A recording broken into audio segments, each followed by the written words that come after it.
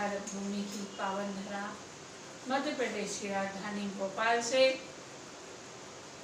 आप सभी मानस प्रेमियों को सादर प्रणाम करती हूँ। जय जय सिया राम।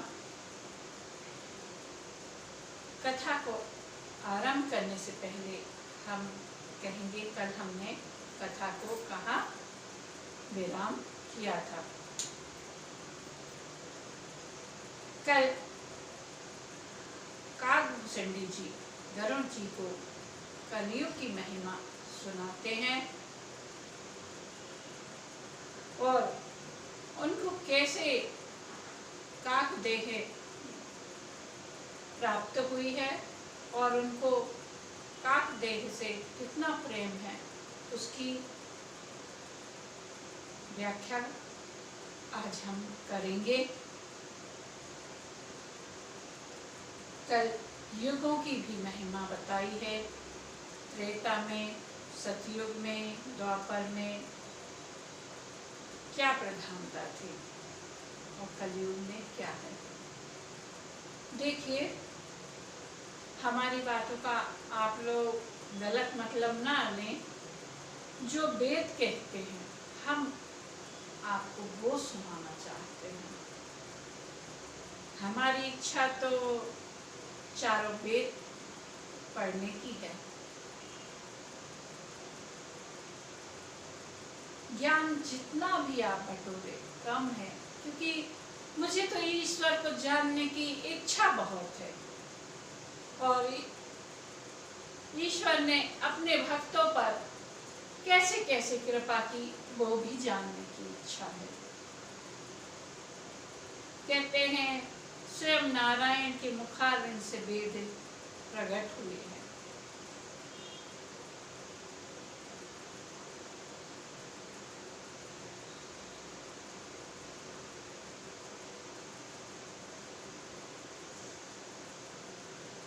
कागभूषणी जी कहते हैं, हे गरुड़ जी, श्री हरि की माया के द्वारा रचे हुए दोष और गुण श्री हरि के भजन बिना नहीं जाते। मन में ऐसा विचार कर सब कामनाओं को छोड़कर निष्काम भाव से श्री राम जी का भजन करना चाहिए।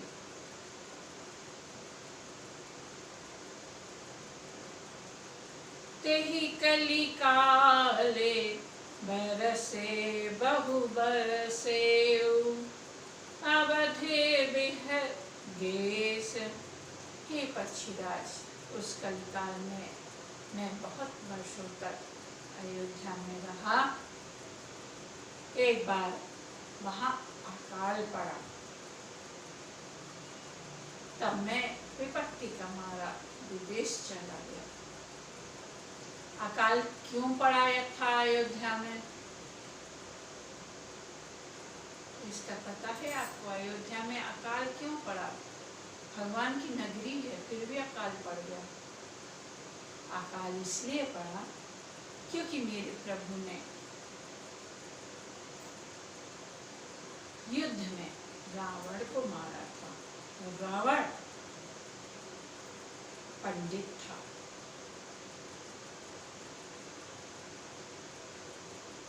पंडितों के साथ अनुचित कार्य करने का फल मिलता है। और भी आप शास्त्र उठाइए, पता चलेगा। तब मेरे प्रभु ने मेघ यज्ञ करवाया था।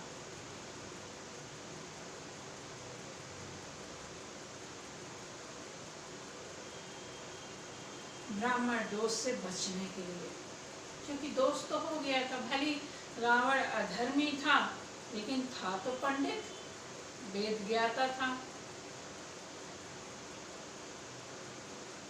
इसलिए मेरे प्रभु ने यज्ञ करवाया वहां पर। गरुड़ जी कहते हैं, हे सर्पों के शत्रु गरुड़ जी, सुनिए, मैं दीन मलिन, उदास, दरिद्र और दुखी होकर उज्जैन गया। कुछ काल बीतने पर कुछ संपत्ति पाकर फिर मैं वही शंकर भगवान की आराधना करने लगा। विप्र एक वैद के शिव पूजा, करई सदा तेहि काजु न दूजा।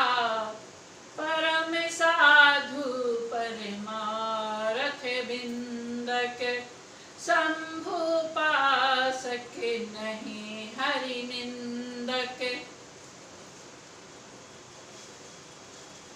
एक ब्राह्मण वेद विधि से सदा शिव जी की पूजा करते।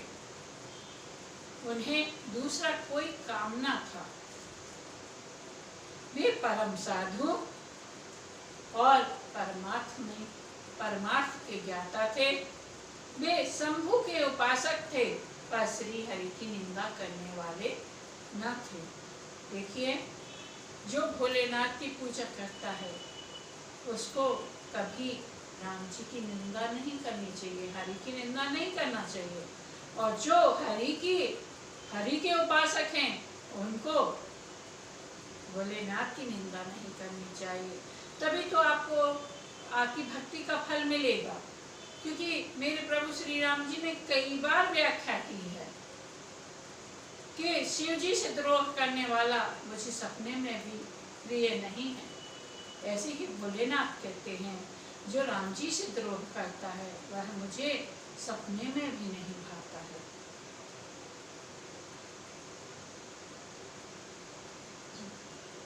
तेहि से बहु में कपट समेता,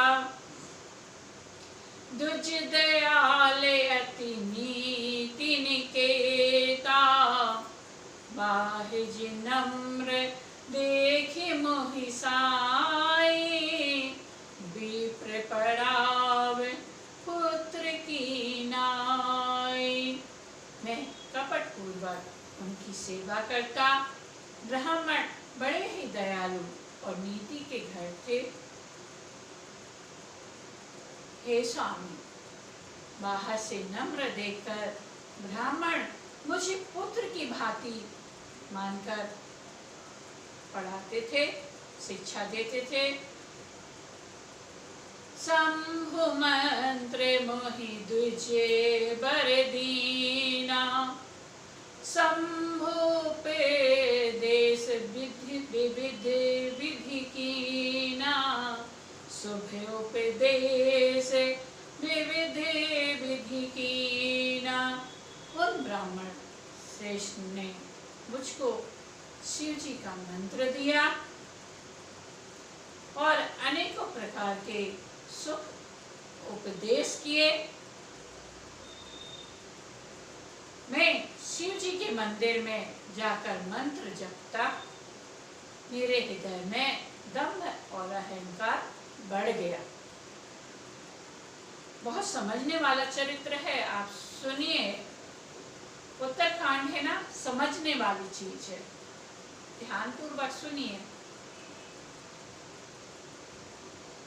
मैं दुष्ट नीच, बसंती जी कहते हैं, मैं दुष्ट नीच जाति और पापमयी मलिन बुद्धि वाला मोहवश श्री हरि के भक्तों और दुर्जों को देखते ही जल उठता और विष्णु भगवान से द्रोह करता था।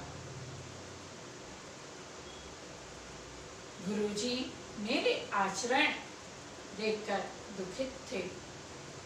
वे मुझे नित्य ही भली भांति समझाते, पर मैं कुछ नहीं समझता। उल्टे मुझे अत्यंत क्रोध उत्पन्न होता। दंभी को कभी नीति अच्छी नहीं लगती, बात सही है।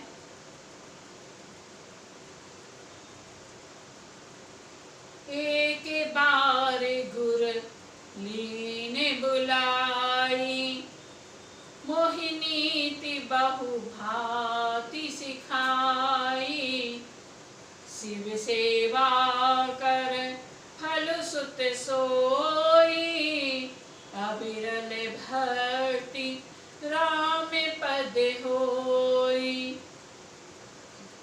हे पुत्र, गुरुजी ने मुझे बुलाकर कहा और बहुत प्रकार से परमार्थ नीति की शिक्षा दी और कहा शिव जी की सेवा का फल यही है कि श्री राम जी के चरणों में प्रगाढ़ भक्ति हो, अटूट भक्ति हो, निष्काम भक्ति हो। राम ही भजहि ताते से विधाता, नर पावरे के तिके जबाता।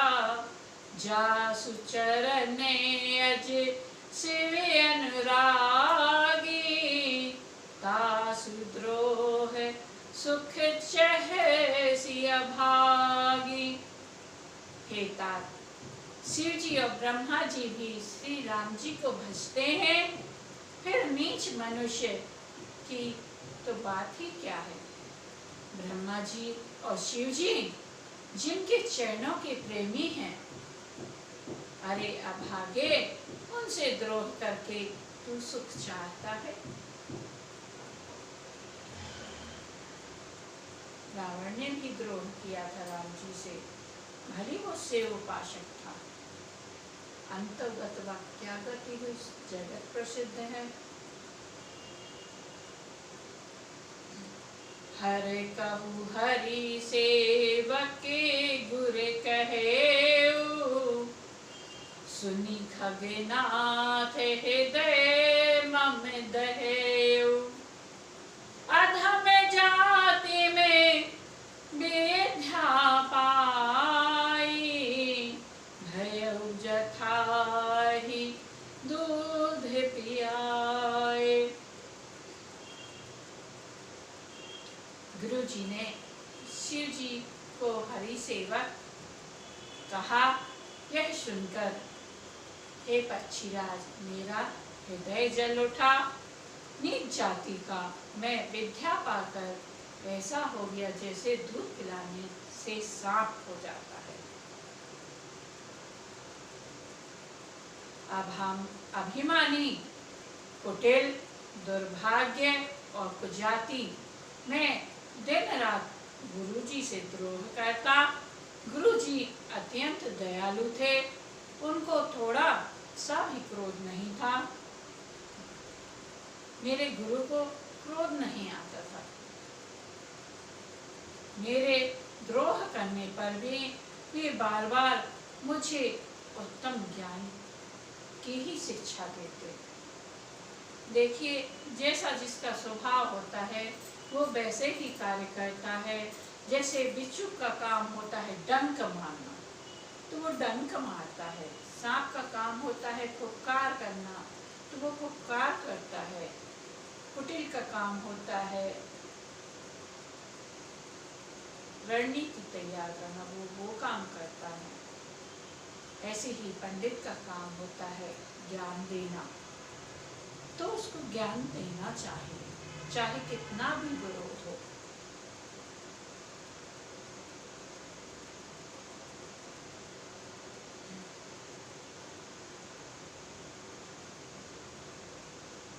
मेरे गुरु मुझे बार बार उत्तम ज्ञान की शिक्षा देते थे। नीच मनुष्य जिससे बड़ाई पाता है, वह सबसे पहले उसी को ही मारकर उसी का नाश करता है। नीच मनुष्य जिससे बड़ाई पाता है, सबसे पहले उसी को ही मारकर उसी का नाश करता है। हे भाई सुनिए, आग से उत्पन्न हुआ धुआं मेघ की पदवी पाकर उसी अग्नि को बुझा देता है। धूल रास्ते में निरादर से पड़ी रहती है और सदा सब राह चलने वालों के लातों की मार सहती है। पर जब पवन उसे ऊंचा उड़ाता है तो सबसे पहले वह उसी पवन को भर देती है और फिर राजाओं के नेत्र और किरीटों मुकुटों पर पड़ती है।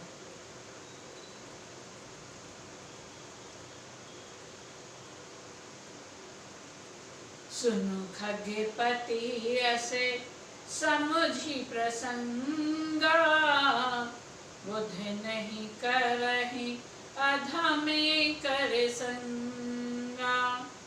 कवि को बिंदे गावही असी नीति, खल सन कलहे न भले नहीं प्रीति।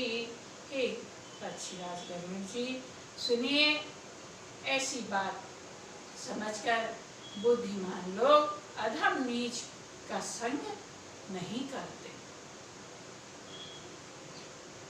कवि और पंडित ऐसी नीति कहते हैं कि दुष्ट से ना कलह ही अच्छा है और ना ही प्रेम।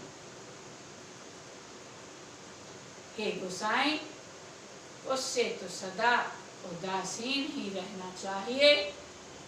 दुष्टों को कुत्ते की तरह दूर से ही त्याग देना चाहिए।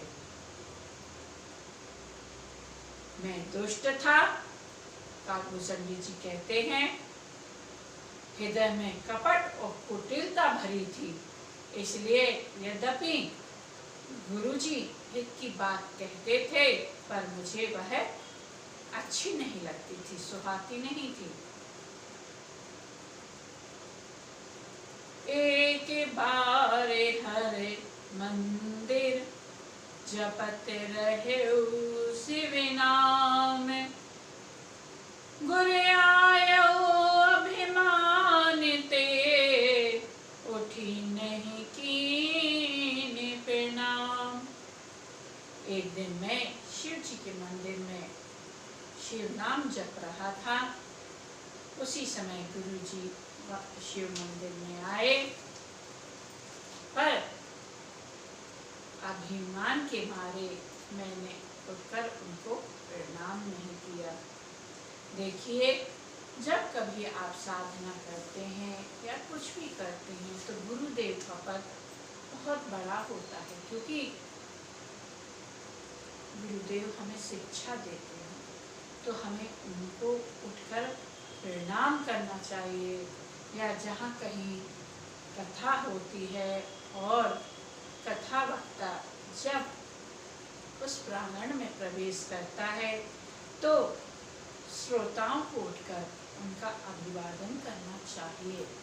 और जब गुरु रूपी वक्ता अपनी गादी पर ना आके बैठ जाए तब तक खड़े रहना चाहिए। जब वो गादी पर बैठ जाए उसके बाद श्रोता को बैठना चाहिए, क्योंकि जितने समय तक आपको वक्ता ज्ञान देता है तब तक वह गुरु होता है। कोई भी हो जो ज्ञान देता है वो गुरु होता है।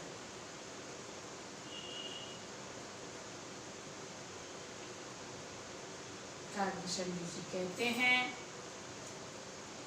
गुरु के आने पर मैंने उठकर उनको प्रणाम नहीं किया। गुरु जी दयालु थे, मेरा दोष देखकर भी उन्होंने कुछ नहीं कहा। उनके हृदय में लेश मात्र भी क्रोध नहीं था। पर गुरु का अपमान बहुत बड़ा पाप है, अतः महादेव जी उसे सह नहीं सके। देखिए, आप भले अपने आप को महान समझें, यदि कोई वक्ता है, कोई गुरु है या कोई हरि भक्ता है, यदि आप उसका अपमान करते हैं, यदि वो आपको पलट के जवाब नहीं देता, तो इसका ये मतलब नहीं है कि आपको दंड नहीं मिलता। दंड तो अवश्य मिलता है, क्योंकि ईश्वर सब देखता है। और जरूरी नहीं है कि ईश्वर आके ही आपको चाटा मारे या आपको डांटे, नहीं। ऊपर वाले की लाठी में आवाज नहीं होती है, वो जब न्याय करता है। कहते हैं ना, ऊपर वाला जब देता है तो छप्पर फाड़ के देता है, और जब लेता है तो न क्या क्या फाड़ के दे देता है। इसलिए अभिमान नहीं होना चाहिए, चाहे ज्ञान का हो, चाहे किसी भी चीज का हो। गुरुदेव को बिल्कुल भी क्रोध नहीं आया।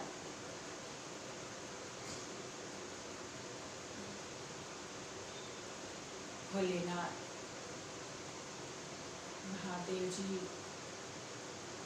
गुरुदेव का अपमान सह नहीं सके। मंदिर में आकाशवाणी हुई। ये वही उज्जैन का मंदिर है जहाँ महाकालेश्वर है, शंभु है, कालों के काल महाकाल है।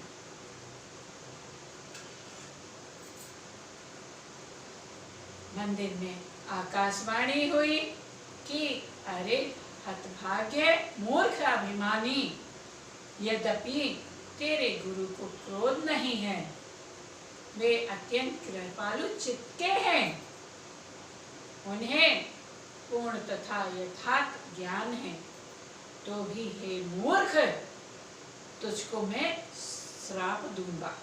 भोलेनाथ कहते हैं क्योंकि नीति का विरोध मुझे अच्छा नहीं लगता। अरे दुष्ट, यदि मैं तुझे दंड न दूं तो मेरा वेद मार्ग ही भ्रष्ट हो जाए।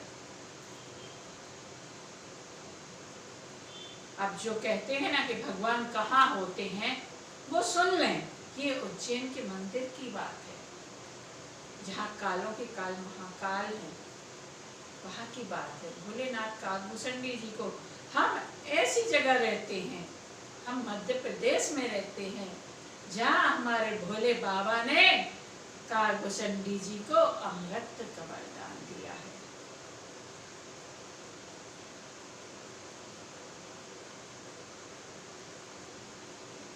हमें तो बहुत नाज है कि हम भोले बाबा के भक्त हैं। उन्होंने मुझे मेरे प्रभु से लगाव उत्पन्न किया है। जब कभी, वैसे तो हम हर वर्ष उज्जैन जाते हैं, कुंभ के बाद नहीं जा पाए हैं। कुंभ के बाद एक बार और गए हैं, कोरोना लगा है जब से, कोरोना तब से नहीं जा पाए। लेकिन जब भी भोले बाबा के दर्शन करने आते हैं, अपने नेत्रों को बंद करती हूँ और भोले बाबा के दर्शन हो जाते हैं। ऐसी प्रीति होना चाहिए इंसान की अपने भगवान से।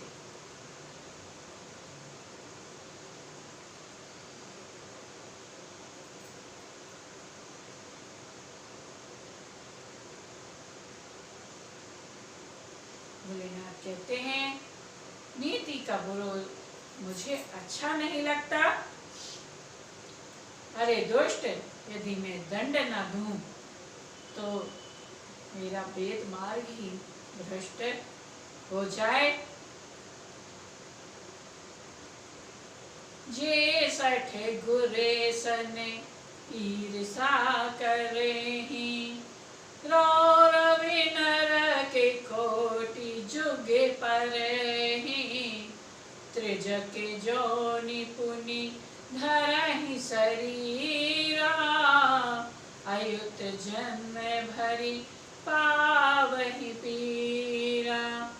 जो मूर्ख गुरु से ईर्ष्या करते हैं, वे करोड़ों युगों तक रौरव नरक में पड़े रहते हैं। फिर वहां से निकलकर वे तिर्यक, पशु पक्षी आदि योनियों में शरीर धारण करते हुए 10,000 जन्मों तक दुख पाते रहते हैं। अरे पापी, तू गुरु के सामने अजगर की भांति बैठा रहा।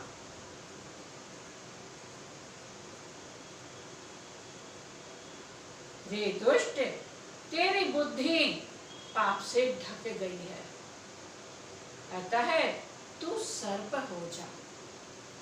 और अरे अधम से भी अधम उस अधोगति सर्प की नीची जाति योनि को पाकर किसी बड़े भारी पेड़ के खोप में जाकर रहे।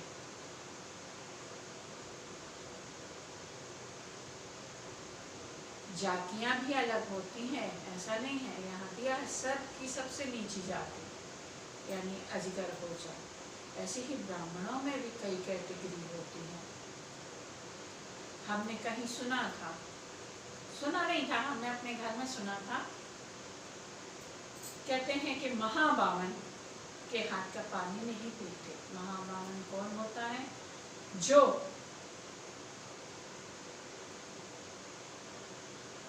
किसी की हत्या का दोष लगता है और वो पूजा करवाता है, वो महाबावन कहलाता है। उसके हाथ का पानी नहीं पीते हैं।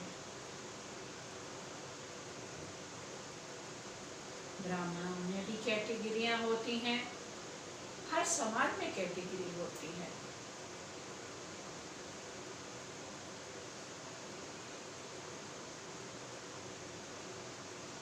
जैसे ही भोलेनाथ ने श्राप दिया, शिव जी का भयानक श्राप सुनकर गुरु जी ने हाहाकार किया। मुझे कांपता हुआ देखकर उनके हृदय में बड़ा संताप उत्पन्न हुआ। प्रेम सहित दंडवत करके वे ब्राह्मण शिव जी के सामने हाथ जोड़कर मेरी भयंकर गति दंड का विचार कर गदगद वाणी से विनती करने लगे। देखिए, आज सोमवार का दिन है, प्रदोष बेला है, गोधली बेला है और अक्सर मेरे साथ संयोग जुड़ता है। जब जब मैं मानस को पढ़ती हूँ, सोमवार के दिन ही हम रुद्राष्टक करते हैं। और एक बात और बता दें, मैंने कई बार आजमाया है।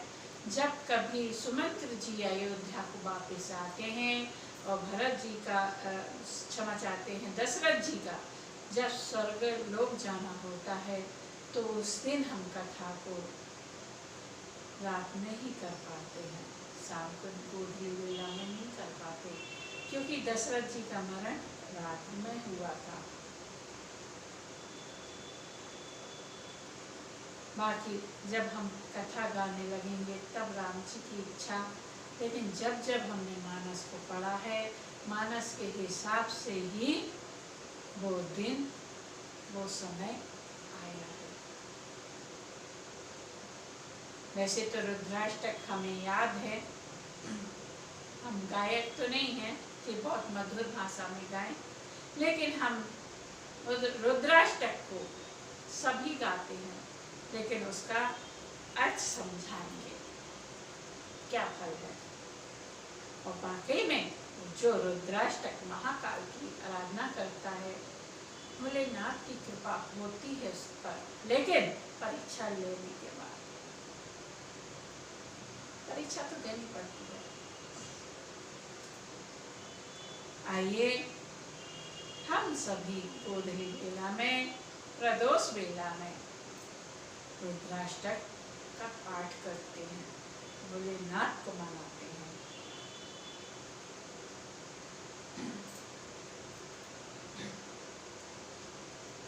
गुरुदेव की स्तुति करते हैं।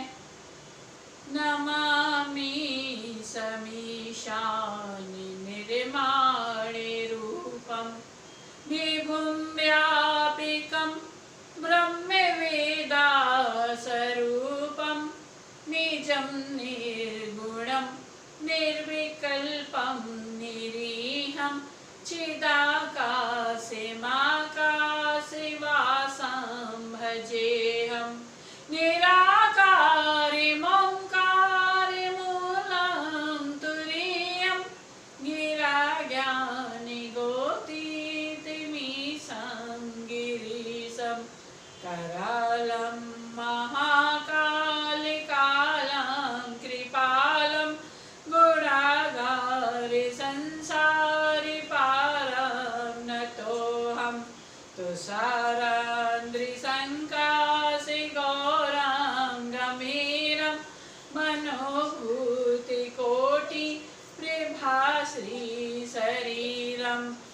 स्वर्णमौलि कलोलि चारु गंगा लसद भाले बालेन्दु कंठे भुजंगा चलत कुंडलम वृषनेत्रं विशालं प्रसन्नाननं नीलकण्ठं दयालं मृगाधीशचरमाम्बरं मुण्डमालं प्रियं शङ्करं सर्वनाथं भजामि प्रचण्डं प्रकृष्टं प्रगल्भां परेशम् अखण्डं अजं भानुकोटिशरीरम्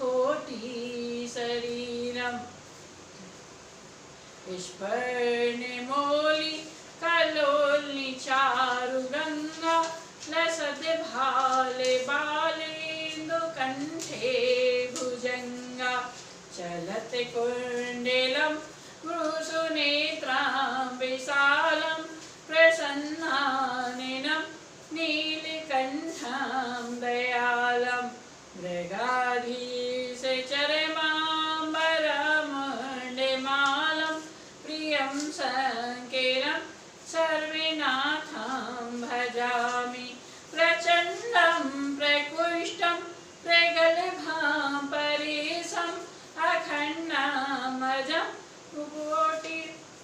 अखण्डमजं भानुकोटि प्रकाशं त्रयशूलनिर्मलिनं शूलपाणिं भजेऽहं भवानी पतिभावगम्यं कलातीत कल्याणि कल्पान्तिकारी सदा सज्जनानन्ददाता पुरारी चिदानन्द सन्दोहि मोहापहारि प्रसीदे प्रसीदे प्रभु मन्मथारि नयावदुमानाति पादारिवीनं भजन्ति हे लोके परिवानराणां न कात्वे सुखं शान्ति सन्तापविनाशं प्रसीदे प्रभु सर्वभूताधिवासं न जानामि योगं जपं नैवि पूजं नतोऽहं सदा सर्वदा सम्भुतोभ्यं जराजन्म दुःखो घाताप्यमानं प्रभु पाहि आपन् नमामि शम्भो नमामि समी शान्तिनिर्माणे रूपं विभुं व्यापकं ब्रह्मवेदासरूपं रुद्राष्टक निन्दं प्रोक्तां विप्रेण हर्तुषये ये पठन्ति नरा भक्त्यां तेषां शम्भु प्रसीदते।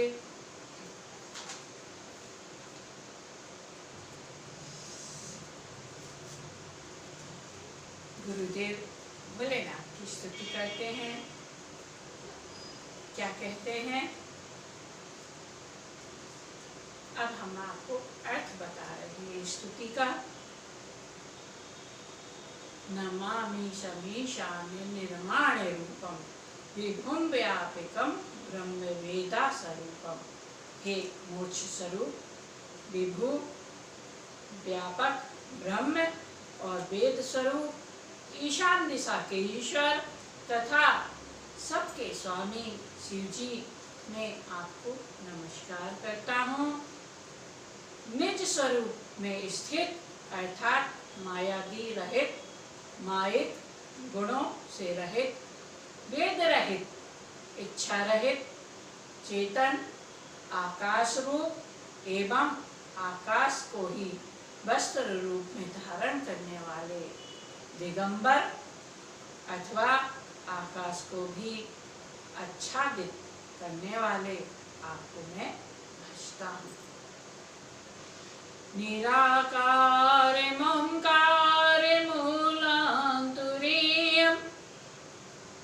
गिरा ज्ञानि गोतीति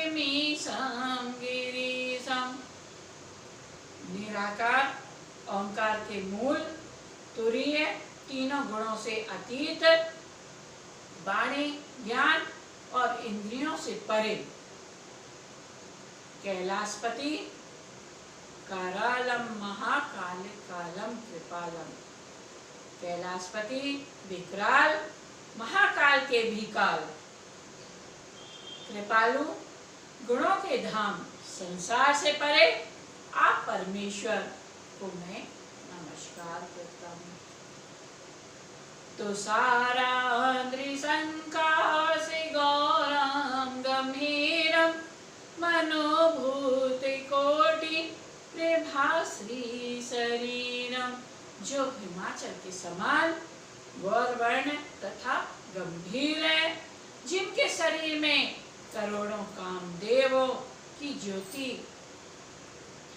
एवं शोभा है, जिनके सिर पर सुंदर नदी गंगा जी विराजमान है, जिनके ललाट पर द्वितीया का चंद्रमा और गले में सर सुशोभित है।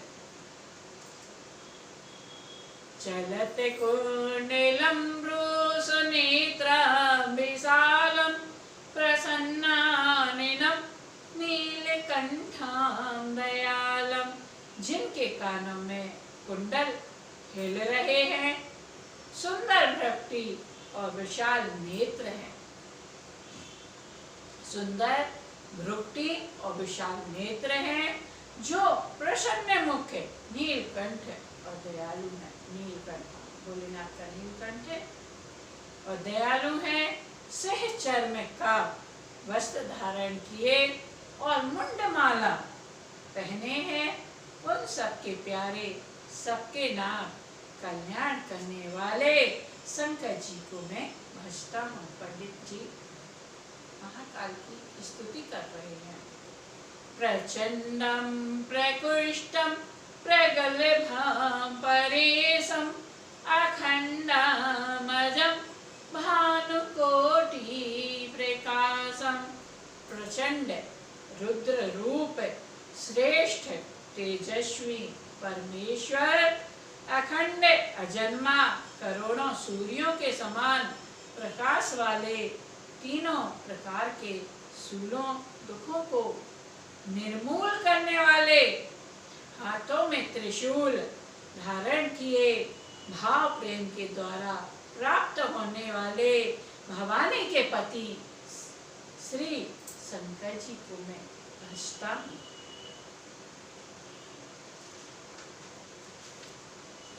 कलातीत कल्याणी कल्पांतकारी सदा सजिनानंद दाता पुरारी। कलाओं से परे कल्याण स्वरूप, कल्प का अंत प्रलय करने वाले, सज्जनों को सदा आनंद देने वाले, त्रिपुर के शत्रु सच्चिदानंद घन, मोह को भरने वाले, मन को मथ डालने वाले। जैसे अपन है दही को मथते हैं ना, ऐसे मन को मथ डालने वाले कामदेव के शत्रु, हे प्रभु प्रसन्न होजिए, प्रसन्न होजिए, प्रसन्न होइए। नायावैदुमानाथ पादारविंदम भजन्ति है लोके परिवानराणम। जब तक पार्वती के पति आपके चरण कमलों को मनुष्य नहीं भजते, तब तक उन्हें ना तो यह लोक और परलोक में सुख शांति मिलती है और ना उनके तापों का नाश होता है। कहता है, हे समस्त जीवों के अंदर हृदय में निवास करने वाले प्रभु प्रसन्न होइए, प्रसन्न होजिए। ना जानामि योगम जपम नैव पूजम न तो हम सदा सर्वदा संभुतुभ्यम।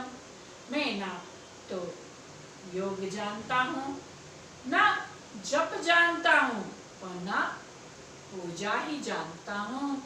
हे शंभु, मैं तो सदा सर्वदा आपको ही नमस्कार करता हूँ। हे प्रभु, बुढ़ापा तथा जन्म मृत्यु के दुख समूह से जलते हुए मुझ दुखी की दुख से रक्षा कीजिए। हे ईश्वर, हे शंभु, मैं आपको नमस्कार करता हूँ, नमस्कार करती हूँ। भगवान रुद्र की स्तुति का यह अष्टक उन शंकर जी की तुष्टि प्रसन्नता के लिए ब्राह्मण द्वारा कहा गया है। जो मनुष्य ऐसे भक्ति पूर्वक पढ़ते हैं उन पर भगवान शंभु प्रसन्न होते हैं। सर्वज्ञ शिव जी ने विनती सुनी और ब्राह्मण का प्रेम देखा, तब मंदिर में आकाशवाणी हुई कि हे दुष्श्रेष्ठ वर मांगो। आगे की कथा शेष भाग में।